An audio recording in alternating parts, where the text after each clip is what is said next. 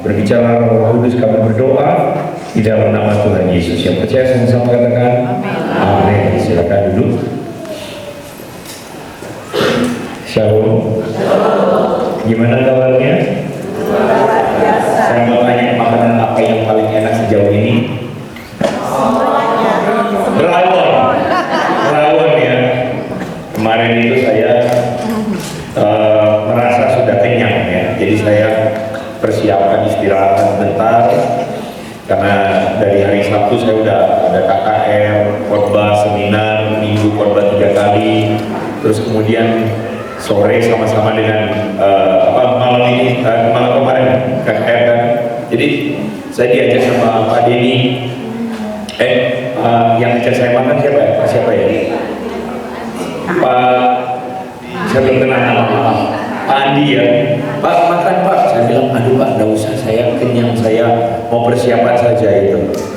Saya sampai ke sini baru saya tahu menunya rawon.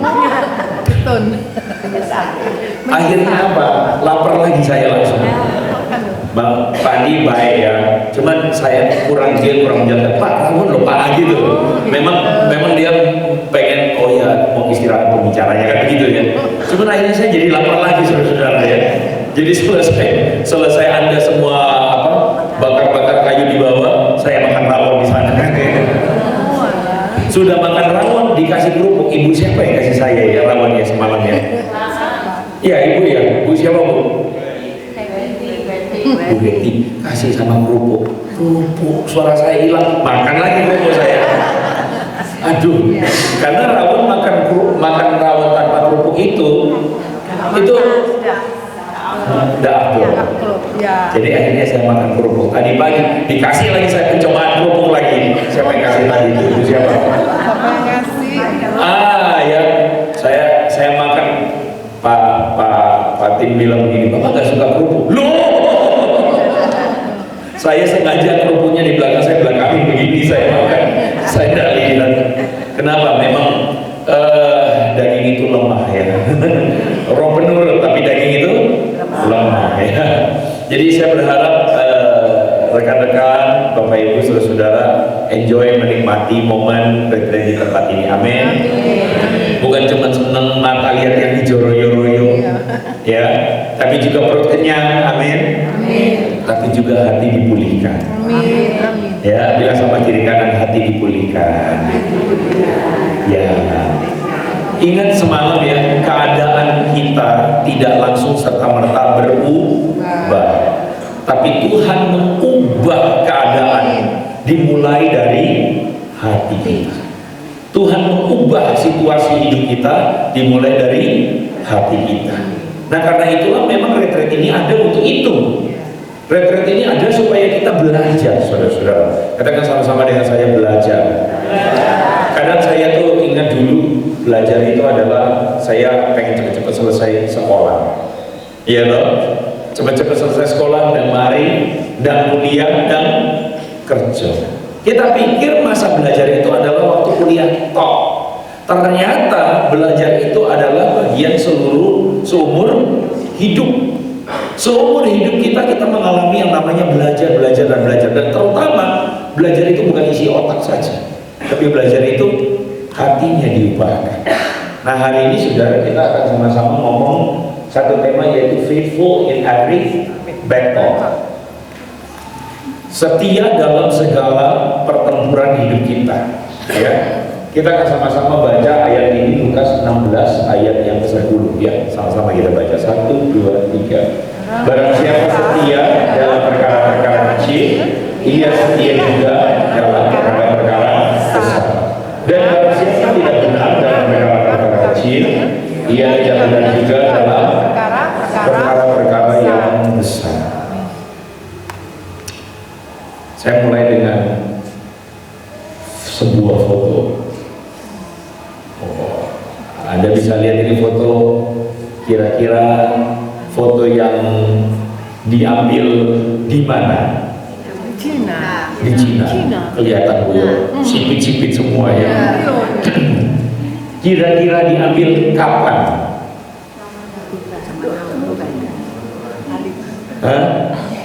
Kira-kira diambil kapan? Kapan? Hah? Sebelum Prabowo naik? Ya memang sebelum. Kapan kira-kira? Puluhan tahun lalu ya. Kalau Anda lihat, ini foto apa saudara? Hitam putih, foto bocil-bocil 3 orang, ya kan? Kalau Anda lihat bocil-bocil ini, kira-kira mereka itu dalam keadaan apa? Sejahtera kah? Dalam keadaan baik kah? Atau keadaan apa? Sederhana. Ini terlalu baik ini. Kismin sebenarnya ya. Kalau lihat bajunya saudara lusuh-lusuh ya. Ini suara saya terlalu gede kayaknya. Oh, feedback ya kayaknya ya. Kecilin aja. Saya dianugerahi toa di sini soalnya. Kecilin aja ya. Jadi Anda bisa lihat bahwa ini anak-anak ini sepertinya mereka kismin. Karena apa? Bajunya sederhana. Dan Anda tahu Cina itu dulu, waduh, kisminnya luar biasa. Papa saya lahir tahun 43. Umur 8 tahun beliau pergi ke Cina. Ya, pergi ke Cina. Lalu di situ beliau pulang sampai, papa saya pulang sampai Indonesia. Dia bilang begini, Indonesia jauh lebih baik berpuluh-puluh kali lipat. Di Cina itu kisminnya luar biasa, coroknya luar biasa. Kita nggak betah tinggal di sana, katanya begitu. Sekarang kebalikannya. Ya wis dia main. Capek hati ya. Capek hati ya. Gak apa-apa, capek hati itu gak apa-apa. Asal hati mau dipulihkan. Kita jangan bilang, oh udah boleh capek hati, udah boleh. Enggak, kita capek hati ngaku kok. Kita capek, betul enggak? Ya. Tapi kita mau hati kita dipulihkan Tuhan. Nah itu ya. Oke, balik ke sini ya. Jadi curhat soal foto saya. Ini 3 bocil ini kismin. Tapi kalau Anda lihat muka mereka, kismin apa? Bahagia apa sedih? Bahagia. Malah yang paling kiri diketor ya, senyumnya paling merekah. Wah, bocil ini puluhan tahun kemudian si Ciping bukan Pak. Jack Ma ya, Jack Ma. Seorang bocah yang miskin, yang bahkan dalam wawancara ya, yang artikel yang saya dapatkan, dia mengaku berkali-kali tidak lulus SD, tidak lulus. Saudara kalau punya anak SD tidak lulus, saudara bilang apa? Nah, mama turun berduka cita ya, gitu ya. Bapak turun berduka cita ya, nah gitu ya, dalam hati goblok mungkin ya. Mungkin ya, maaf ya. Kenapa? Kok SD tidak lulus? Iya toh. Tapi itulah yang terjadi dengan Jack Ma. Miskin, berpendidikan juga tidak, tetapi entah kenapa kok bisa dalam sekian waktu ke depan bisa jadi seorang pengusaha yang sukses luar biasa. Nah, mungkin sebagian dari Anda lalu bilang begini sama saya, Pak, itu kan untung-untungan. Dalam bahasa Yunaninya hoki. Itu hoki-hokian Pak. Berapa banyak yang kismin tetap kismin, ya kan? Betul enggak? Loh iya. Berapa banyak yang kismin tetap kismin? Iya banyak. Tapi ini model yang kayak begini, ini langka Pak. Namanya hoki. Nah, saya mau kasih tahu ya. Mari kita bentuk pikiran kita ya. Kadang-kadang kita pikir, oh ini soal hoki, oh ini soal enggak hoki. Kadang-kadang kita akhirnya beragama. Kita tuh memindahkan, saudara perhatikan, dulu orang pergi itu berdoa di bawah pohon, berdoa ke makam, iya enggak? Minta apa? Hoki. Bener nggak kata saya? Ya, benar. Berapa banyak orang sekarang pindahin doa di makam, pindahin ke gereja? Mentalnya masih sama. Karena orang berpikir hidup itu soal hoki, ndak hoki. Dengarkan saya. Hari ini saya mau mengajak saudara memahami bahwa hidup ini bukan soal hoki, ndak hoki. Ini soal mindset. Apa? Mindset. Mindset itu apa? Bukan main kelereng. Pola pikir. Bukan main kelereng, bukan main gundu. Pola pikir. Pola pikir apa? Pola pikir bahwa sebenarnya bagaimana orang itu pada akhirnya bisa berhasil dalam hidupnya karena ada sebuah kesetiaan. Nah ini saya mesti ngomong, karena kekristenan tidak bicara soal masalah hoki tidak hoki. Meskipun dalam Alkitab Anda akan menemukan kata beruntung di sana, tapi Anda akan menemukan bahwa beruntung itu punya rumus. Itu kata Alkitab. Supaya engkau beruntung kemanapun engkau pergi, itu ada rumusnya. Itu tidak tiba-tiba simsalabim celing langsung beruntung. Tidak begitu, saudara. Halo? Ada rumusnya. Nah, saya kasih seorang filsuf namanya Seneca. Siapa? Seneca bilang begini, good luck happens when preparation meets opportunity. Nasib baik itu terjadi ketika kesiapan berjumpa kesempatan. Apa? Kesiapan berjumpa kesempatan. Nah ini menarik, karena banyak orang berpikir keberuntungan itu tiba-tiba datang terjadi. Tapi sebenarnya keberuntungan itu berbicara tentang apa? Sebuah kejadian di mana kesempatan itu datang, Anda siap. Banyak orang mengalami hidup itu banyak kesempatan, setuju tidak? Tapi kesempatan itu tidak selalu ditangkap sama dia. Seringkali kesempatan itu lewat begitu saja. Kenapa lewat begitu saja? Karena orang tersebut tidak siap. Halo? Misal di kerjaan, di perusahaan, kita mau buka nih ekspor impor, hubungan sama orang dari China, betul? Betul? Siapa sih bisa bahasa Mandarin? Lah kita malas belajar bahasa Mandarin. Kita bakal dipilih enggak? Enggak bakal. Kenapa? Karena males. Tapi kalau dari dulu udah mempersiapkan diri belajar bahasa Mandarin, siapa sih bisa bahasa Mandarin? Siapa yang bisa jadi diutus? Ya kita. Karena apa? Anda siap. Paham ya maksudnya? Itu sederhana. Nah ini yang maksud saya, seringkali kita lewatkan, padahal di dalam Alkitab firman Tuhan telah ngomong berkali-kali, setialah jadi orang. Karena kita hidup di tengah dunia yang tidak setia, iya enggak? Nah saya mau angkat contoh seorang tokoh namanya Yusuf. Yusuf anak Yakub, masih ingat ceritanya? Yusuf anak keberapa? 11, 12-nya Benyamin ya. Anak ke-11 dari Yakub atau Israel. Anak kesayangan. Betul? Yang dijual oleh saudara-saudaranya ke pedagang budak dari Midian, lalu kemudian dijual ke Mesir, dibeli sama Potifar. Nah, rajin sekolah minggu kedengaran ini ya. Yang bengong-bengong pelana peloma ini jarang sekolah minggu ya, makanya rajin sekolah minggu saudara ya. Dibeli sama Potifar. Setelah dibeli sama Potifar, bekerja sebagai budak, rajin, setia, naik pangkat jadi kepala rumah tangga yang ngatur semua makanan Potifar sampai hartanya Potifar, semuanya diatur sama Yusuf, betul? Setelah diatur semuanya, tante-tante goda dia. Istrinya Potifar. Iya, istrinya Potifar menggoda, si tante menggoda Yusuf. Cuk, datang ke kamar cuk, gitu kan. Yusuf dedek, apa ini gitu kan. Bener, sampai ke kamar, waduh dilambai-lambai, dilus-lus begini.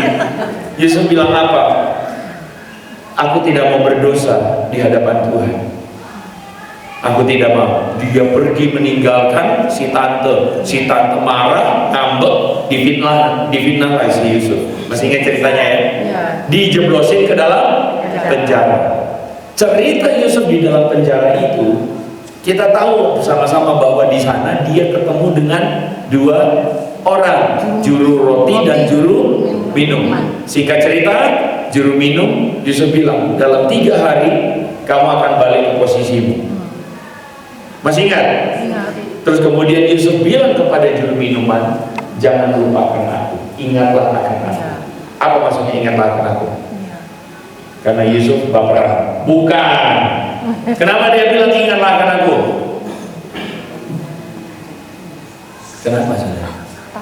Nah ini guru sekolah minggu nggak ngajarin. Nanti Firaun bermimpi. Bukan. Ingatlah akan aku, maksudnya apa? Belain aku. Aku ini masuk penjara tidak bersalah. Kamu itu kan orang kepercayaan Firaun. tiket dia keluar dari penjara. Dengarkan ini. Tapi firman Tuhan bilang apa? Yang terjadi adalah juru minum lupa. Setelah kejadian itu terjadi. Kita baca sama-sama. 1, 2, 3. Pada waktu pagi, burem ya. Lihatlah dengan iman. Ada waktu pagi. Bukannya udah makan apa sop tadi pagi bikin seger, bukan ya? Mari kita baca ya. 1, 3. Pada waktu pagi gelisahlah hati Firaun. Lalu disuruhnya Allah memanggil semua ahli, semua orang berilmu di Mesir.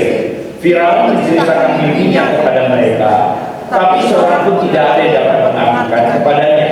Lalu berkatalah kepala juru minuman pada Firaun, hari ini aku merasa perlu menyebutkan kesalahanku yang dahulu.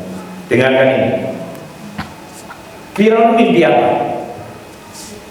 7 lembu yang 7 lembu Iya. yang tasu, gemuk. Tiba-tiba muncul 7 lembu kurus-kurus, sisa tulang tok, balung tok. Lalu 7 lembu kurus itu ngapain? Makan 7 lembu tasu. Tapi 7 lembu yang kurus tidak gendut-gendut, malah tetap kurus. Lalu dia mimpi lagi 7 bulir gandum yang berisi, sehat. Tapi kemudian muncul 7 bulir yang kering. Dimakan itu 7 bulir yang berisi. Yang kurus akhirnya jadi berisi enggak? Enggak juga. Firaun gelisah dengan mimpi itu. Dengarkan saya semua data ini, nanti nyambung kayak cetok. Oh Allah ternyata. Nah dengarkan ya. Akhirnya apa? Firaun cari semua orang. Tidak ada yang dapat mengartikan mimpi itu. Sampai akhirnya juru minuman bilang, hari ini aku perlu menyebutkan kesalahan. Kenapa kesalahannya dia? Lupa Yusuf. Ini emang orang kurang ajar. Habis pinjam 100 lupa. Ya, kurang ajar ya. Lupa kepada Yusuf yang telah tolong dia. Perhatikan ini. Kalimat ini adalah kalimat yang menyedihkan. Ya, Yusuf itu dilupakan sama juru minum. Dan Anda pikir, sekali lagi tadi saya udah bilang di awal, Yusuf itu bukan baperan, pemenang, kok aku dilupake gitu terus dia baperan. Bukan begitu. Yusuf itu sedihnya bukan karena kehilangan teman, tapi dia sedihnya karena apa? Karena itu satu-satunya tiket dia keluar dari penjara. Coba Anda tempatkan diri jadi Yusuf. Ngomong-ngomong ya, kalau misalnya orang tua di sini, Anda cari film buat ditonton anak-anak, cari film ini, Yusuf King of Dreams. Ini film bagus. Sekarang film anak-anak aneh-aneh, LGBT lah, apa semua masuk semua, Anda jelas ya. Ini nonton film ini bagus. Dalam film ini, yang Gen Z mau nonton juga bagus, oke juga ya. Yang orang tua juga nonton juga bagus daripada nonton Racin ya. Nanti pikir si Om nyamar jadi cleaning service dulu ya, tukang tempe. Dalam film ini diceritakan Yusuf itu kecewa dan marah kepada Tuhan. Ini nggak kelihatan ya. Ini Yusufnya, ini pohon. Digambarkan dalam film. Jadi dia tuh marah, kecewa sama Tuhan luar biasa. Kenapa? Hidupnya itu loh, kan dulu dia dikasih mimpi, iya Pak. Mimpinya dia apa? Dia itu akan terutama di antara saudara-saudaranya. Tapi apa yang terjadi? Dalam hidupnya yang dimimpikan itu, apa yang dikasih kepada dia, itu sungguh berbeda 180 derajat. Bukannya jadi terutama, apa yang terjadi? Diolok-olok, dibuang ke dalam sumur, lalu dijual. Paham ya saudara? Yusuf itu punya alasan marah nggak? Punya. Marah dia. Saya yakin Yusuf itu tidak kudus-kudus amat kok. Dia itu tidak waktu dibuang, oh tidak apa-apa. Tuhan semua baik. Dia dijual jadi budak, semua baik. Kayak gitu. Yusuf kudus amat kalau kayak gitu ya. Dia dijual jadi budak. Dari yang tadinya cuma duduk ongkang-ongkang kaki, panggil pelayan-pelayan, bawain kambing guling, bawain sate laler. Saya baru ada sate laler di bawah. Pak Joko, mana Pak Joko? Pak Joko yang bilang, Pak ini sate laler. Dan nanti saya, laler.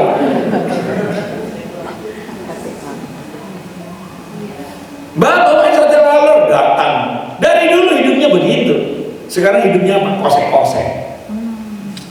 Kosek-kosek, jadi budak. Marah nggak Yusuf? Saya yakin Yusuf marah. Saya yakin Yusuf tuh bukan dia, nggak apa-apa, Tuhan punya rencana. Oh, terlalu kudus itu Yusuf. Yusuf pasti marah. Tapi dia belajar dalam jadi budak itu. Setelah dia belajar setia, setelah dia melakukan semua yang terbaik, apa yang terjadi? Digoda tante-tante. Iya kan? Tapi berusaha menjaga integritas. Nah, aku nggak mau berdosa, jeblosin penjara. Marah nggak? Marah. Bahkan saudara-saudara ketika dia di penjara, harapan dia muncul ketika ada juru minum ini yang dia bilang, ini harapan saya. Juru minum itu apa sih juru minum?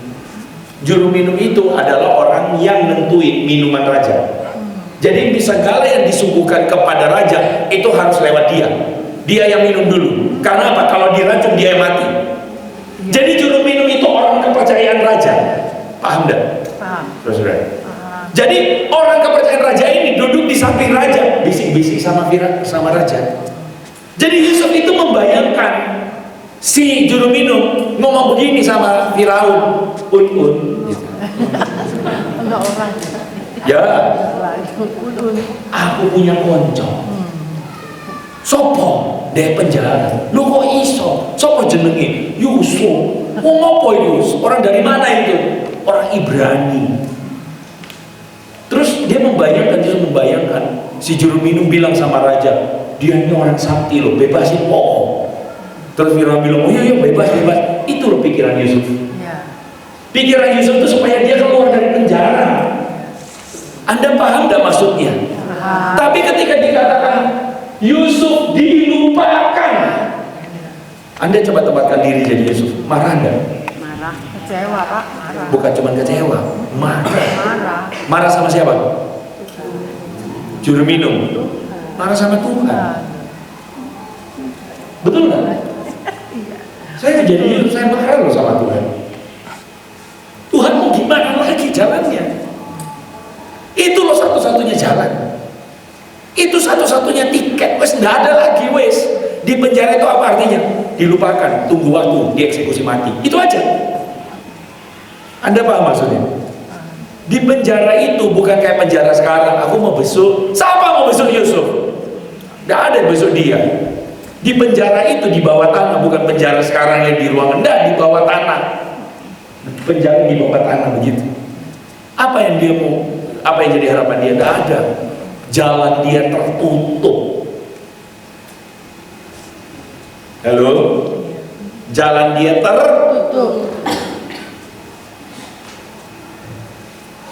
Tapi ketika saya meneliti kembali cerita ini, kaget saya.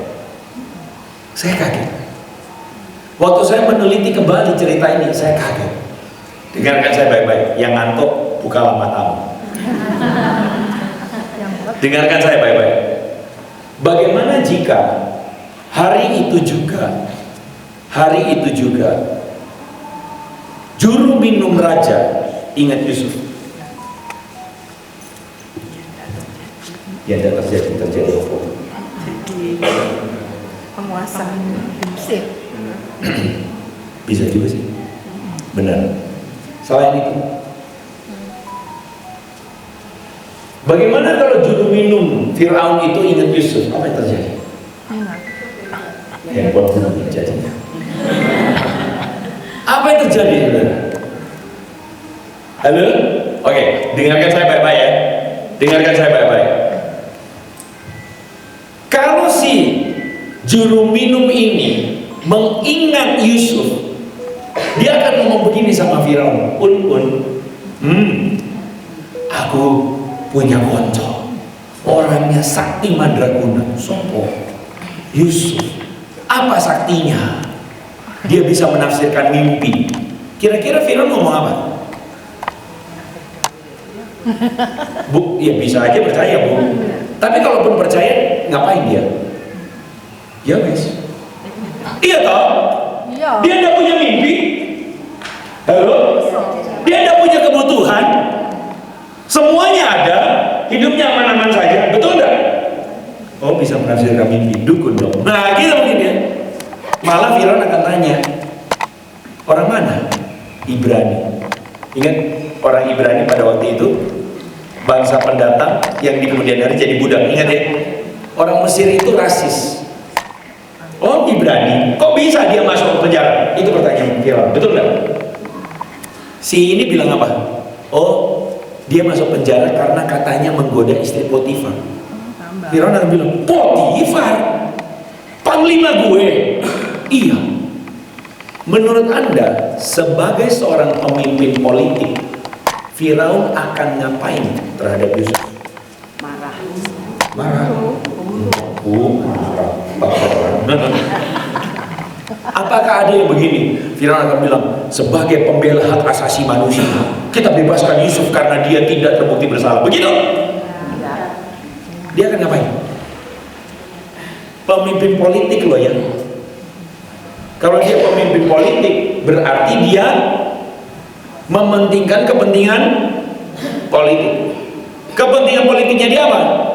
Potifar loyal sama dia.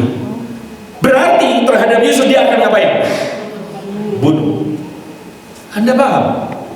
Dia akan bunuh Yusuf saat itu juga, supaya dia ambil hatinya Potifar, seakan-akan membela Potifar. Jadi Firaun kalau diingat sama Yusuf kalau diingat sama juru minum raja, Yusuf mati. Bukannya dibebaskan, tapi dia malah dihukum mati. Dengarkan saya baik-baik. Kalau hari ini ada di antara kau berpikir jalan hidupmu tertutup, bisa jadi bukan tertutup, melainkan Tuhan luputkan engkau dari masalah.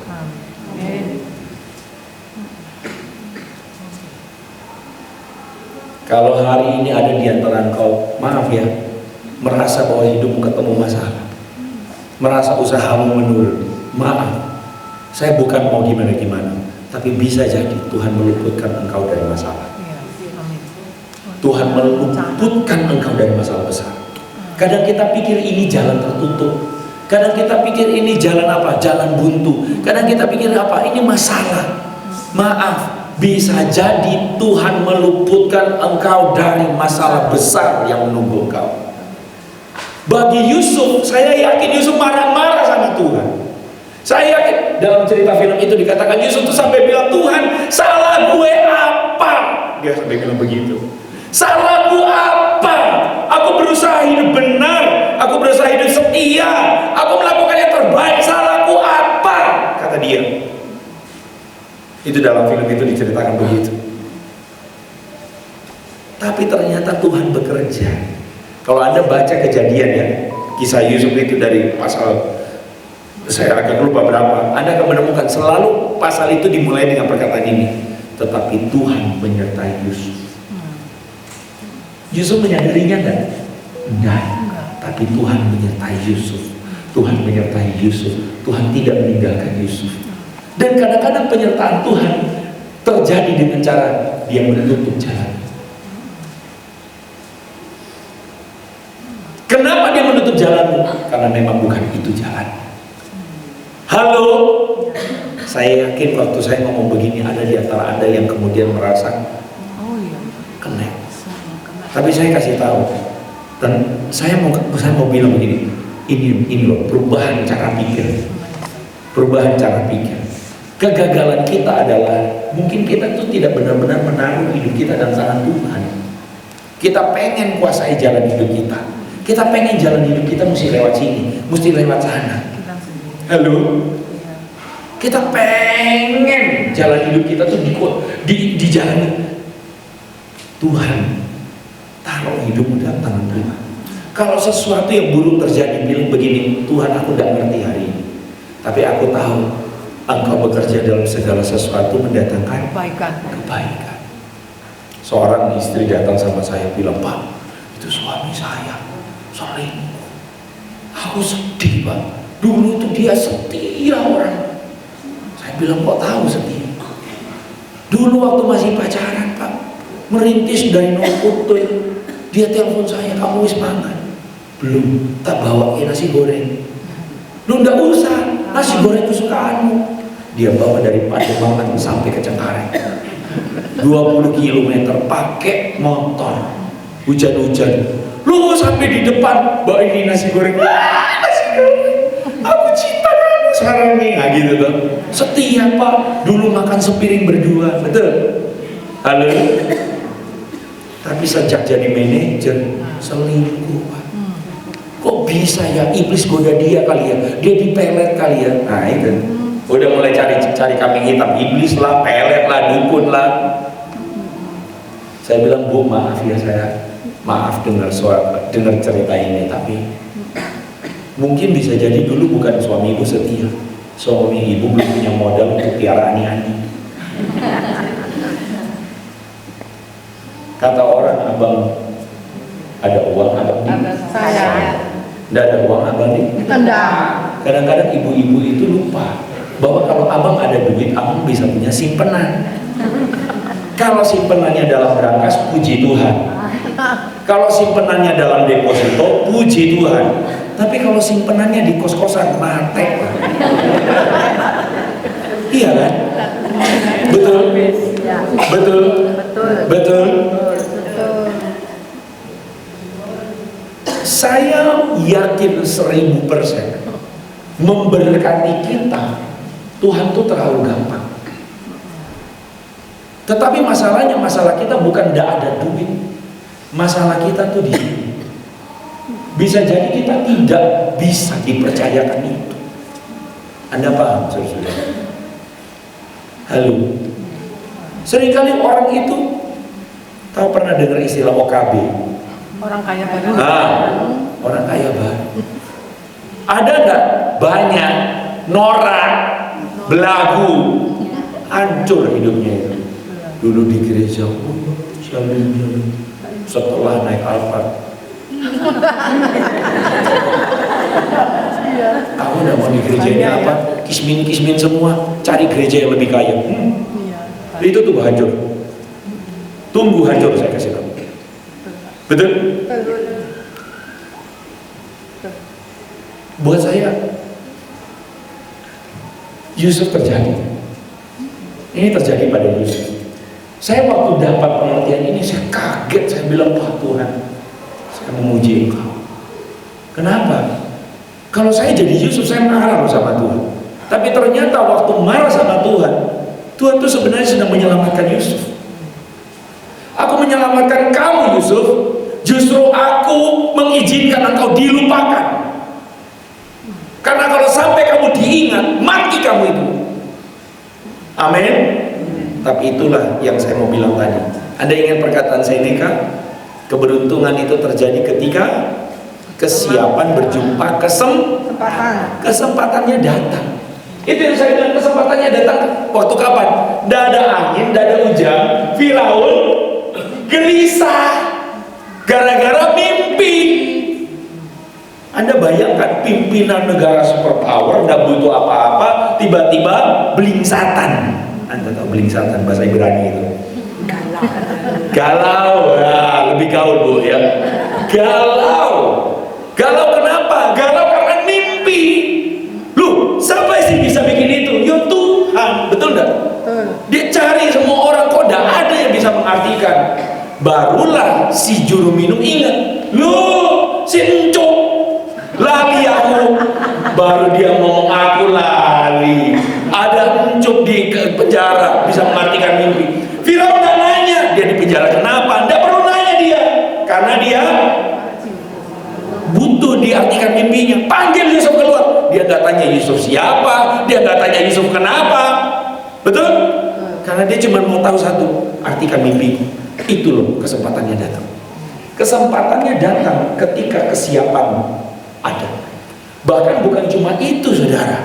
Anda tahu betul waktu Yusuf mengartikan mimpinya, itu 7 lembu kering, kurus-kurus balung itu bukan dijadikan untuk sop balung, kata dia.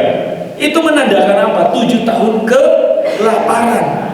Dan waktu kelimpahan yang terjadi itu, orang waktu kelaparan sampai lupa pernah kelimpahan. Artinya apa? Kelaparannya dahsyat. Itu dua arti yang sama kata Yusuf. Firaun kaget. Ya elah, gitu amat. Tapi Yusuf bilang gini, tenang Tuhan, ada solusi. Kesiapan, Anda lihat kan? Ada solusi Tuhan. Setiap kali, setiap tahun kelimpahan, simpan 20%. masukkan dalam perbendaharaan sebagai jaga-jaga untuk masa kekeringan. Woi, Firaun bilang, aji hile, bukan cuma pintar ngomongin mimpi, tapi bisa manage ini anak. Kamu siapa sih? Yusuf belajar itu semua dari mana? Dari mana dia belajar itu semua? Dengarkan saya baik-baik. Kalau dia cuma jadi anak papa di rumah, bisa nggak dia kayak gitu? Nggak bisa apa-apa. Yang kedua, dia jadi budak, dia belajar setia pada hal-hal yang kecil, betul nggak? Dia belajar dari bawah. Saya membayangkan Yusuf itu mulai dari kosek-kosek, mulai dari apa? Ngelap-ngelap ban emasnya Potifar, mulai dari apa? Oh, Potifar punya kebun anggur, disiram-siram, dia belajar pertanian, betul? Dulu di rumah bapaknya belajar pertanian nggak? Enggak. Dia belajar pertanian di sana. Karena Potifar punya kebun anggur, punya apa? Dia mulai manage semua. Disitulah dia belajar manajemen. Ternyata Tuhan menyiapkan dia untuk sebuah sesuatu yang besar sekali di depan, dan itu dimulai dari hari-hari yang sederhana. Belajar pelan-pelan, belajar pelan-pelan, belajar pelan-pelan. Halo? Kesetiaan Yusuf berbuah pada waktunya Tuhan. Jadi good luck itu, keberuntungan itu adalah kesempatan yang ditangkap melalui kesiapan. Dan ingat, itu tidak terjadi semalam, saudara. Itu nggak terjadi simsalabim. Itu nggak terjadi waktu KKR. Waduh, saya waktu ditumpangi tangan oleh pendeta Andre, pulang-pulang saya langsung diangkat jadi presiden. Mimpi kowe. Nggak akan pernah terjadi itu, saya kasih tahu. Paham nggak, saudara-saudara? Halo? Nggak, saya nggak mau ngajarin saudara kayak gitu-gitu. CEO, betul. Saya langsung ketemu tukang tempe nyamar, CEO nyamar. Mana ibu yang tadi bilang tempe mahal? Saya mana ibu yang mana yang mau tempe mahal? Saudara paham maksud saya? Setialah pada perkara-perkara kecil. Amin. Ini gambar apa nih? Nggak terlalu kayak sekarang. Onta. Onta. Ini gambar apa kira-kira? Gajah. Oh, gajah, Bu. Bukan. Kayak belalai. Ini ada mini mengaungkan air. Nah, ini ada ngkong. Ngkong duduk main mahjong. Bukan. Duduk liatin.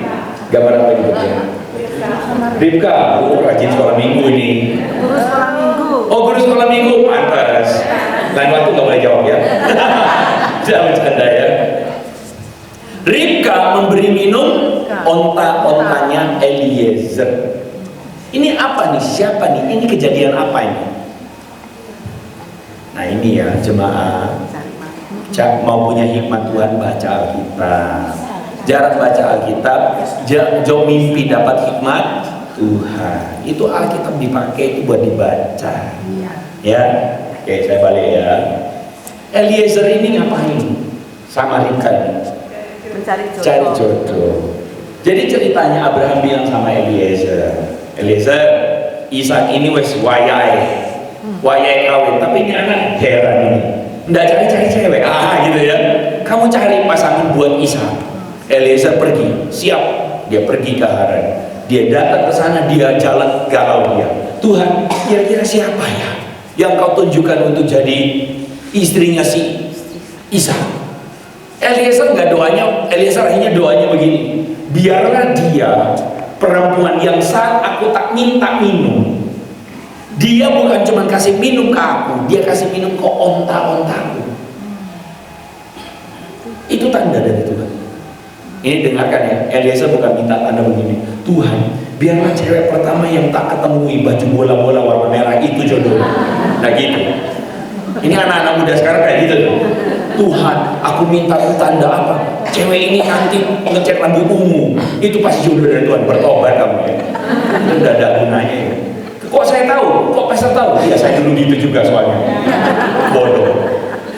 Bodoh dan kebodohan yang apa ya. Kenapa Eliezer minta tanda itu?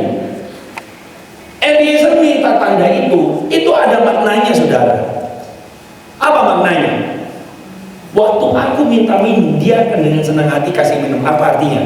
Cewek ini berarti punya karakter baik kepada bahkan orang asing. Nggak judes gitu loh. Yang kedua, bahkan bukan kasih aku minum. Dia menawarkan minum kepada ontanya. Itu artinya apa? Murah hati. Bahkan kepada binatang pun dia peduli, ngopeni. Paham gak saudara? Paham. Loh, itu perempuan itu luar biasa itu. Dan bukan cuma itu, onta yang minum. Onta, tahu onta? Tahu. Onta itu bukan bleki di rumah. Anda kasih minum bleki 1 mangkok, onta minumnya 5 galon. 5 galon onta. Dan bayangkan itu bukan cuma 1 onta. Berapa? Banyak onta. Banyak orang. Ribka itu timba air dari sumur, nggak pakai sanyo, ceklek keluar air, dan gitu. Berarti ini perempuan apa? Baik. Pekerja keras. Rajin. Bekerja keras. Bukan anak mama yang kerjaannya tiap hari foto-foto, nongkrong di coffee shop, terus kemudian pasang di Instagram. Ini anak yang rajin. Itu calon istri yang baik.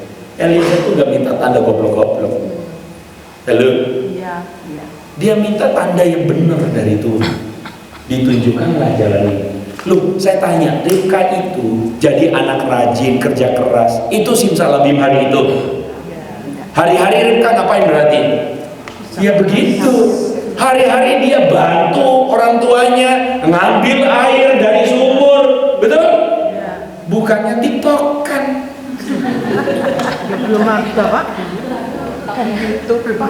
Bukan YouTube, main Mobile Legend, jalan-jalan ke mall.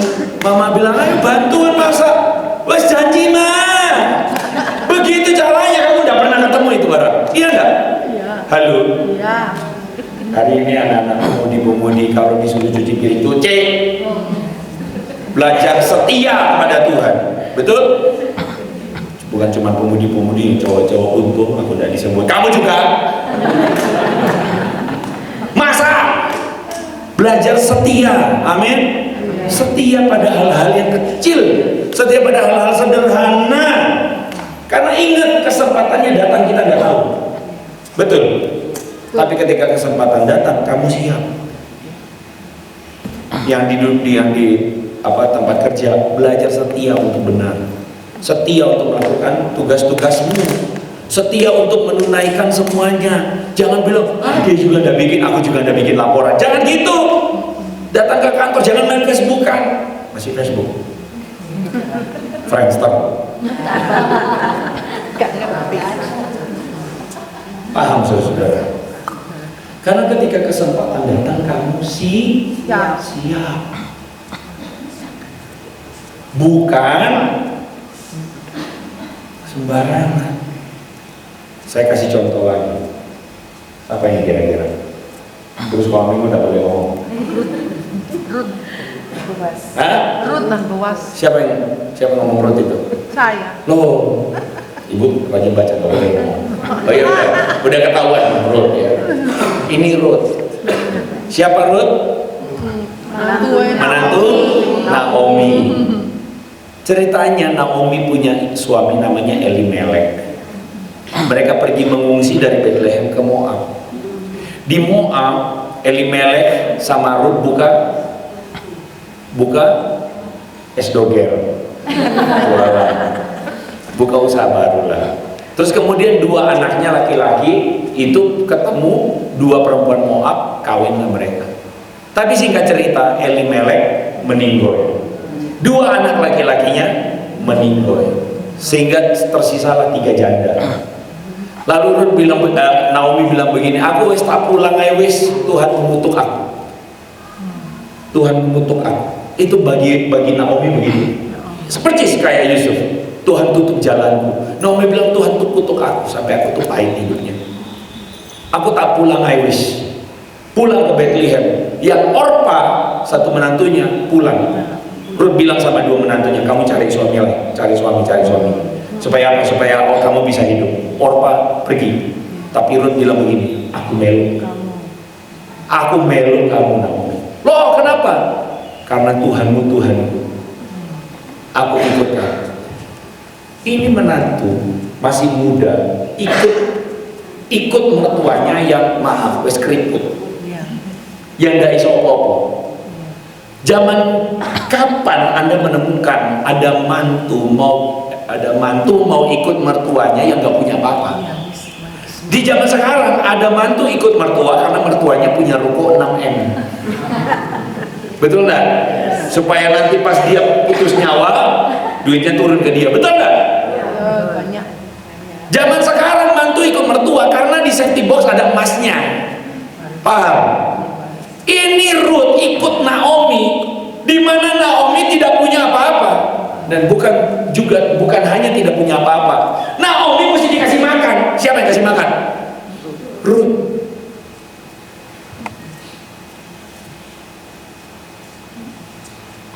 Anda paham?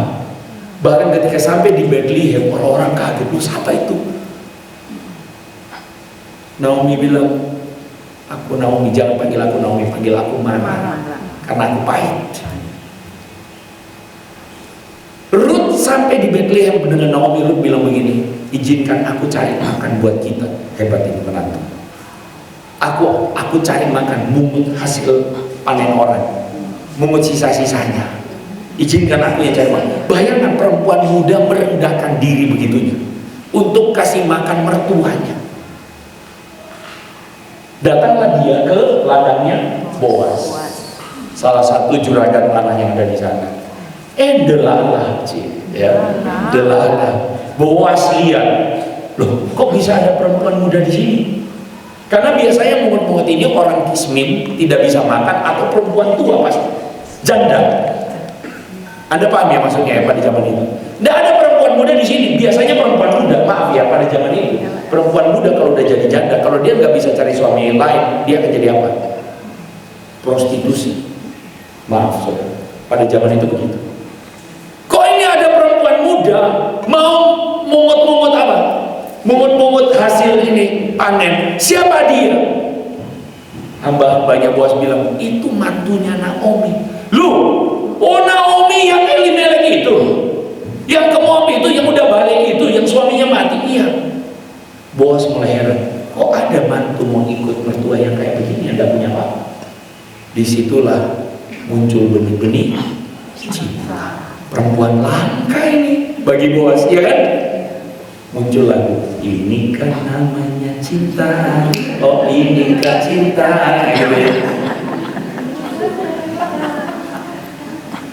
Boas jatuh cinta pada Ruth bukan karena Ruth hidungnya mancung, saya yakin itu. Bukan karena Ruth itu kayak selebgram Korea, saya yakin itu. Dia jatuh cinta pada Ruth karena langka.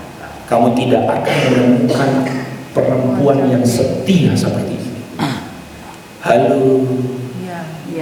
Menurut Anda Ruth itu setianya hari itu top? Enggak. Dia mulai dari satu hari, dan satu hari. Semua cerita ini, makanya tadi saya bilang, Alkitab telah bercerita kepada kita tentang hikmat kehidupan. Apa itu? Setia. Ketika engkau setia dalam perkara kecil, kamu akan setia didapati setia dalam perkara. Ketika kamu jujur dalam perkara kecil, maka kamu akan didapati jujur pada perkara. Kalau kamu ngelantur pada perkara kecil, ngawur, gelahom, tahu gelahom? Gelahom itu apa? Susah terjemahkan. Apa gelahomnya? Plong-plong, ya, males, apalagi mager. Maka pada perkara besar kamu tidak akan bisa dipercaya. Sederhana kan? Sederhana begitu, susah dikerjain. Karena apa? Natur dosa. Karena kita cenderung cari yang enak, kita cenderung cari yang gampang, kita cenderung cari yang nyaman, cenderung cari yang jalan pintas. Percayalah, segala jalan pintas itu biasanya bahaya. Sama-sama kita baca sekali lagi, 1, 2, 3. Barang siapa setia dalam perkara kecil, ia setia juga dalam perkara besar. Barang siapa tidak benar dalam perkara kecil, ia tidak benar juga dalam perkara besar. Yang penutup sebelum kita Q&A. Udah lewat waktunya ya. Kasih kan saya khotbah.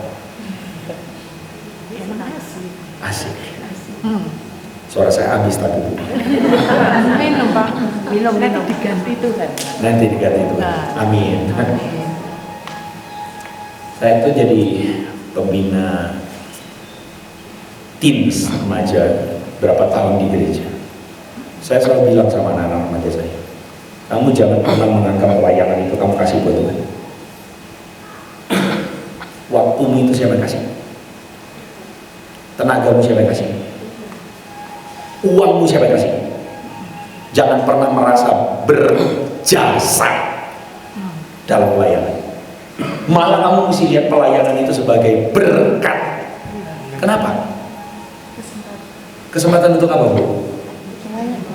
Bukan cuma kesempatan untuk setia, kesempatan untuk merendahkan diri, kesempatan untuk melayani dan bukan gila. Kamu tuh dibentuk Tuhan hatimu dalam pelayanan. Jadi kalau hari ini kamu pelayanan sambatan, tok kerjaannya, coba tarik diri dulu. Pikirkan kembali, kenapa kamu pelayanan? Pelayanan itu adalah kesempatan kita dibentuk Tuhan. Kesempatan kita mengalami dalam proses yang nyata apa itu kesetiaan. Malah saya jamin, saya bilang sebagai pemimpin, saya jamin kamu tidak akan pernah menyesal kalau kamu pelayanan sungguh-sungguh di hadapan Tuhan. Karena kamu tahu kamu akan tuai hasilnya. Karena Tuhan tuh membentuk kamu melalui pelayanan. Kamu belajar untuk rendah hati, kamu belajar setia, kamu belajar untuk apa? Berkembang lagi skill yang tadinya mungkin nyambut orang, yang tadinya aduh aku introvert parah gitu kan. Ayo belajar untuk mulai apa? Nyapa orang. Belajar untuk apa? Duduk di gereja, lihat ada orang kabarin, kabarin. Itu berguna buat kamu, saya bilang. Kenapa? Karena disitulah kesempatan kita untuk dibentuk. Amin. Udah saya sampai di sini aja. Q&A ayo. Waktunya habis.